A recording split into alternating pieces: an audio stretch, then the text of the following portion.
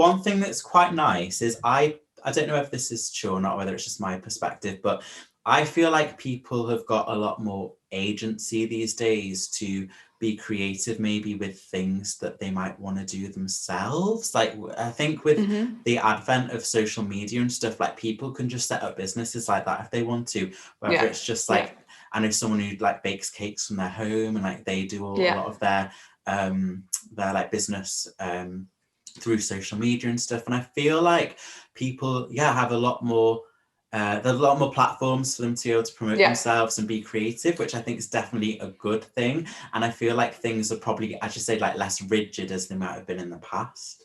Absolutely. Yeah, no, I completely agree. And it's just weird in some ways as well, because I think as that kind of business evolves, dawns, you're almost like cutting out a whole like realm of the population that are never going to go on Instagram. So I know a couple of people who are running businesses basically through Instagram. Like that's where they've got all their followers and stuff. And yet there are loads of people who wouldn't go anywhere near it, would never know about the business. But that, I'm sure that would have been the case in their generation years and years ago. Like business was probably very local. So you'd set up a business in your town and it would never go any further than your town.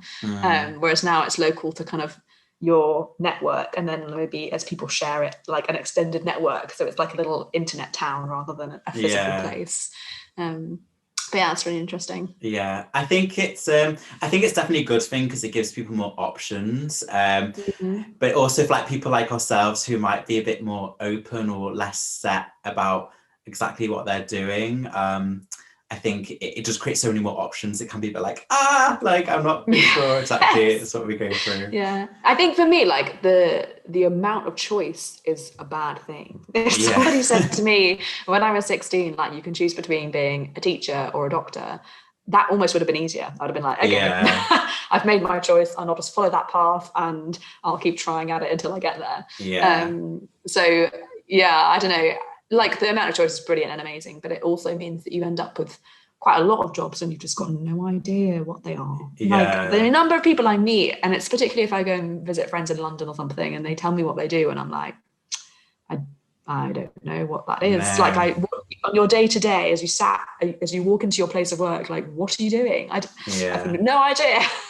And I think that's the case as well. Again, like, you know, the job market's just, as well as kind of exploding into lots and lots of different roles, also kind of very narrowed in that, you know, it's actually really difficult, especially now because of the pandemic, to get a job.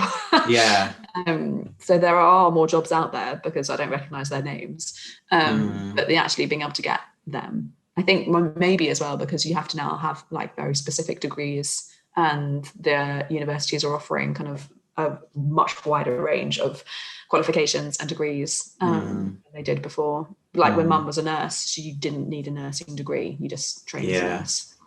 Degree. So there's shifts like that.